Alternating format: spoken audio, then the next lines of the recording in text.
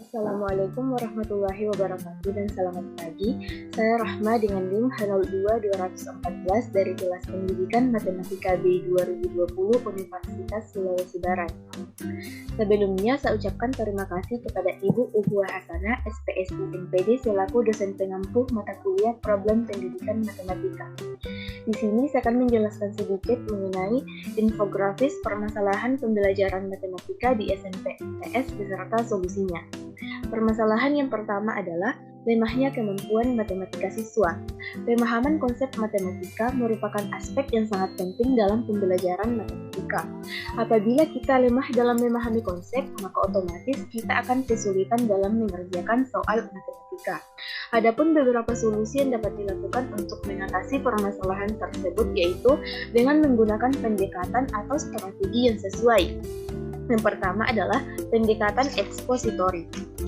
Pendekatan ekspositori cenderung berpusat pada guru, sehingga guru yang akan menyampaikan materi kepada siswa secara tuntas sesuai rencana yang telah ditentukan. Kemudian, metode ceramah. Metode ceramah ini hampir mirip dengan pendekatan ekspositori. Selanjutnya adalah scaffolding. Scaffolding adalah metode pembelajaran dengan memberikan dukungan belajar secara terstruktur kepada siswa. Bisa berupa petunjuk, peringatan, dorongan, mengurutkan masalah ke dalam langkah pembelajaran, memberikan contoh ataupun yang lain sesuai kemampuan siswa sehingga memungkinkan siswa untuk tumbuh mandiri. Permasalahan yang kedua adalah kurangnya motivasi belajar siswa. Dengan adanya motivasi, siswa akan senantiasa semangat untuk terus belajar tanpa ada paksaan dari pihak manapun. Maka dari itu, guru harus menumbuhkan motivasi peserta didik. Cara menumbuhkannya pun bukanlah hal yang mudah, karena setiap siswa memiliki karakteristik dan keinginan berbeda. Maka dari itu, solusi untuk permasalahan ini kita bisa menerapkan yang pertama student well-being. Student well-being yaitu kondisi psikologi di mana seorang siswa bisa berkembang dan belajar. Well-being mengacu pada tingkatan emosi positif dan fungsi sosial yang diharapkan dan terpelihara pada siswa. Yang kedua adalah pendekatan personal.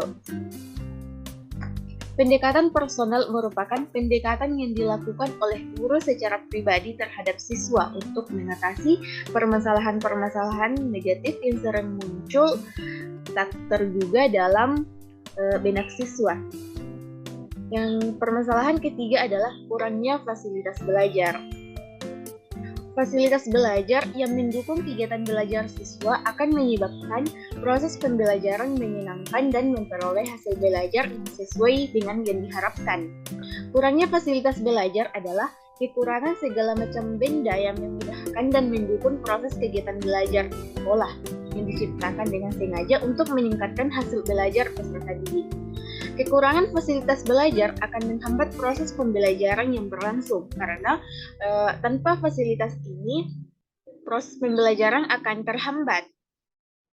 Karena fasilitas memiliki arti yang sangat penting untuk melengkapi dan memperkaya ilmu. Oleh karena itu, fasilitas belajar sangat penting untuk mencapai hasil belajar siswa. Adapun solusi yang dapat dilakukan yaitu dimulai dari guru yang kreatif. Guru harus kreatif di tengah keterbatasan. Guru harus bisa menciptakan alat peraga yang mampu membantu dalam proses pembelajaran. Kemudian, dari upaya pemerintah. Usaha-usaha yang dapat dilakukan oleh pemerintah untuk mengatasi masalah kurangnya fasilitas belajar adalah pemerintah bisa menyediakan bantuan anggaran dalam pendidikan seperti dana BOS atau bantuan operasional sekolah, bantuan bidik misi, kartu Indonesia Pintar, dan lainnya. Kemudian dengan meningkatkan kualitas dan mutu tenaga pengajar seperti pendidikan profesi guru atau pendidikan profesi yang melatih kemampuan guru selama kurang lebih setahun. Kemudian upaya guru dan orang tua. Upaya yang bisa dilakukan yaitu seperti sekolah pandai-pandailah mengelola dana dan juga harus meminta dana kepada pemerintah sesuai dengan keadaan sarana dan prasarana yang dibutuhkan di sekolah tersebut. Jika ada kekurangan, guru juga bisa meningkatkan kreativitasnya untuk mengajar dengan alat seadanya, seperti yang dijelaskan tadi dengan menggunakan alat peraga.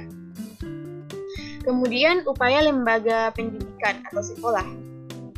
Lembaga pendidikan di setiap daerah harus mendata sekolah-sekolah yang ada di sekitar untuk mengetahui sarana prasarana apa saja yang kurang dan perlu ditambah dan diperbaiki lagi. Kondisi nyata saat ini, pada umumnya pemerintah hanya memperhatikan sekolah-sekolah yang ada di kota, tidak untuk sekolah yang berada di daerah terpencil atau di daerah 3T. Permasalahan selanjutnya yaitu lemahnya kemampuan guru dalam mengajar. Lemahnya kemampuan guru dalam mengajar adalah ketidakmampuan seorang guru dalam menyampaikan materi pembelajaran seperti penguasaan materi, sehingga siswa kan kesulitan dalam memahami penjelasan guru. Adapun solusi untuk mengatasi lemahnya kemampuan guru dalam mengajar adalah yang pertama, melanjutkan pendidikan ke jenjang yang lebih tinggi. Salah satu upaya pemerintah meningkatkan profesionalisme guru adalah dengan kualifikasi dan persyaratan jenjang pendidikan yang lebih tinggi bagi tenaga pengajar, mulai tingkatan persekolahan sampai perguruan tinggi. Kemudian mengikuti KKG. Selanjutnya adalah mengikuti pelatihan yang mendukung kualitas pembelajaran. Selanjutnya adalah guru itu harus banyak membaca supaya banyak pengetahuan-pengetahuan yang ia miliki yang kemudian dapat disalurkan kepada siswanya. Selanjutnya adalah peer observation and evaluation. Guru itu tidak perlu malu meminta masukan dari rekan sejawat tentang cara mengajar, media yang guru pintar buat, dan juga penilaian yang guru laksanakan. Jika ada rekan yang dianggap memiliki keterampilan atau pengetahuan yang lebih, jangan segan untuk meminta izin melakukan observasi atau bertanya.